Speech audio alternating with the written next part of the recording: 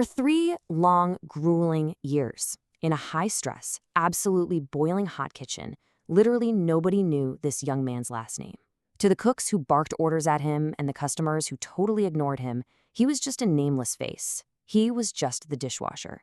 Welcome to this explainer. Today, we're diving into an absolute masterclass in resilience, betrayal, and what is undoubtedly the ultimate quiet revenge. Just let that cold, hard reality sink in for a second. Nobody knew the dishwasher's name until the day he actually bought the restaurant. So this brings us to the core mystery we're unraveling today. How exactly did the lowest paid, most disrespected employee in that entire building manage to build a massive empire in just 4 short years? Well, let's go back to the beginning. Part 1. The price of humiliation. Our story kicks off in a freezing Chicago apartment. Alex's father passed away when he was just 12 years old. By the time he was 16, he had to leave school just to put food on the table for his family. He was washing dishes for minimum wage, his hands covered in scalding burns, but he never complained, not once. But his manager, a guy named Mark Collins, he was the exact opposite. Mark was arrogant, negligent, and he honestly loved humiliating his employees. Whenever anything broke, Mark immediately blamed Alex. And the rest of the kitchen staff? They just laughed. But here's the thing. Alex wasn't just washing dishes back there. He was watching. He was analyzing. He saw that the restaurant was literally bleeding cash. We're talking untracked food, supplies mysteriously disappearing, and orders that were constantly wrong. So completely off the clock, this minimum wage employee spent weeks building a highly effective inventory system designed to save the failing business. He took his solutions and handed them directly to Mark. And what did Mark do? He didn't even read a single word. He laughed, crumpled up weeks of Alex's hard work, and just tossed it straight into the trash. He actually mocked him, saying, "A dishwasher giving business advice?" The whole kitchen just exploded with cruel laughter. But Alex didn't shout. He didn't get angry. He quietly picked his papers out of the garbage, folded them up, and went right back to the sink. Part 2. An unjust betrayal. Now, the sequence of events that happens next is just infuriating. A customer slips on a wet floor. Mark, who is suddenly terrified for his own job, totally panics. To protect himself, he points the finger directly at Alex. Now keep in mind, the security cameras clearly showed that another employee was responsible. The proof of Alex's innocence was literally right there on tape. But without asking a single question, the owner took Mark's word for it and fired Alex. Right there, in the middle of a busy service, in front of the entire restaurant. Mark even smiled and told him, "Maybe dishwashing isn't for you." For a second, the entire dining room completely froze. I mean, everyone was expecting a screaming match, right? They expected Alex to finally just snap. But instead, Alex calmly untied his apron. He placed it neatly on the counter, looked directly at them, and delivered this single chilling sentence. "I hope this restaurant survives without me." And with that, he walked right out into the cold Chicago night. Part 3. 4 years of silent grind. That night, Alex didn't cry. He didn't go online and post angry messages. Instead, he weaponized his anger. In year 1, he consumed every free online course he could find while working grueling day jobs.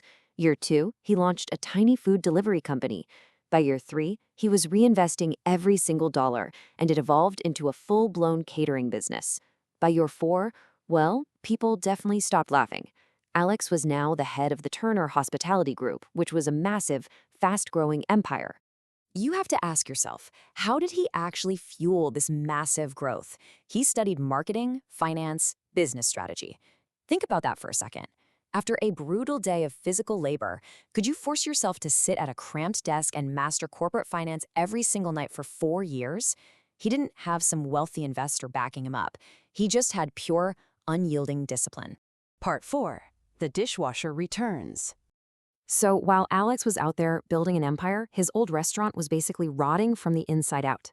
Crushing debt eventually forced the owner to sell, and the highest bid?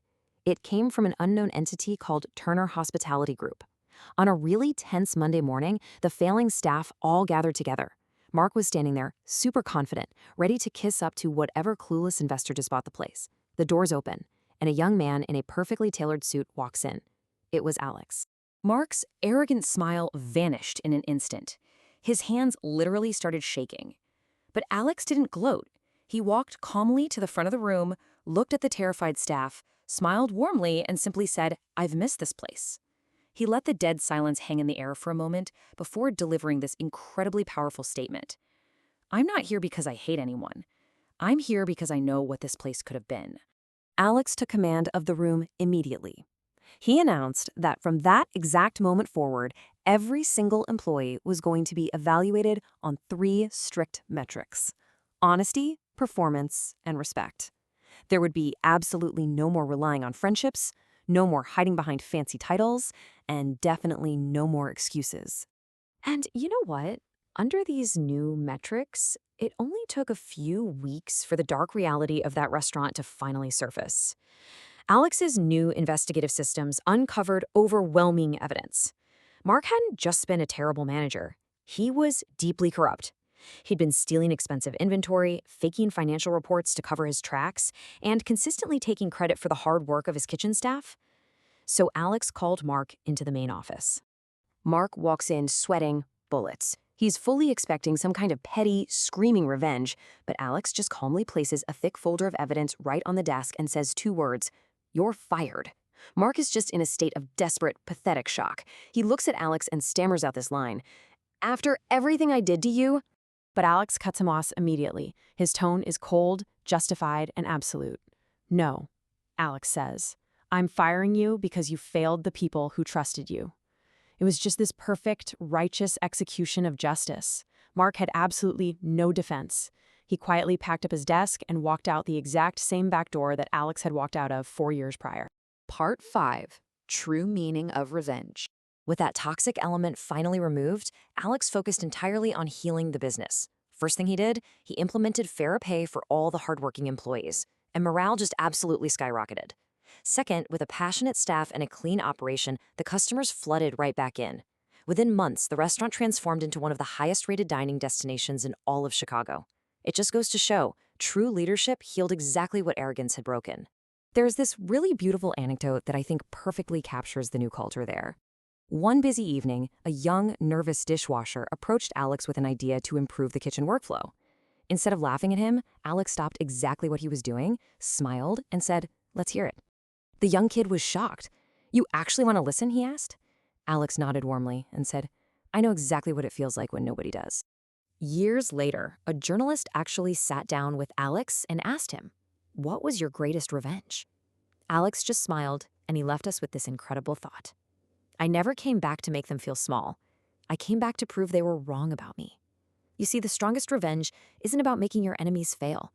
It's about succeeding so quietly and so massively that they have no choice but to applaud you. So, I'll leave you with this. When life hands you profound unfairness, what will your quiet revenge look like?